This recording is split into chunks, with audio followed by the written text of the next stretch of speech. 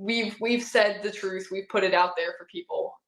So I feel like what needs to be said has been said. Are you disappointed in the people that won't watch? They just refuse to watch because you're a lot of these pastors are telling them not to watch. And are you disappointed in the people that have not left the church or spoken out that maybe you thought might have or would have? So I am disappointed in some people, because to a lot of people are using who Jordan is as an excuse not to watch that interview, which I think is just that. It's an excuse. It's people who they are kind of in denial about this. There are plenty of other videos that my brothers have made on other platforms and stuff that they also are refusing to acknowledge. Um, but I think that the response has been very disappointing. I personally have received harassing text messages from church members of my dad, calling me a liar, telling me to go home, um, which is it's disappointing to say the least. I would say that it even reaches the degree of being disgusting in my mind to see people laughing at things that are really not funny.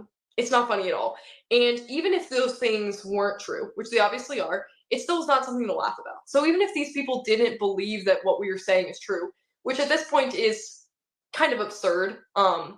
And I'm sorry for being so blunt about this, honestly, but it's kind of absurd at this point to say that we're all just lying about this or something when we really have no motive to. There's no reason for that. There's no reason why we would all grow up in some happy-go-lucky household and then as adults feel the need to say otherwise. We're describing real events that actually happened. At this point, I think it's become very clear that everything that we've said is true and is accurate. And people who are denying this, some of these people I believe are actually abusive people. For example, one of the men at my dad's church that has been vehemently supporting him actually was jailed for beating his wife. So that should tell you a little bit about the kind of people that are still defending my dad. And I know that of the guys at my church that are still defending my dad, I know a lot of them have publicly stated that they believe it's okay to beat your wife or even force her, both of those things are terrible things, obviously. And so a lot of those people, I think, are defending him not only from a place of denial, but also because they approve of his actions, because they think that abuse is okay and they think that these things are okay, and they are most certainly not okay. And so I am, to say the least, disappointed, but in some cases disgusted with people's response to this from my dad's church.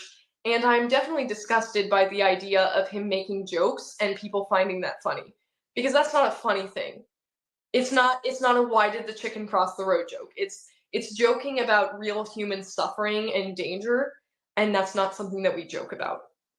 And it's in very poor taste.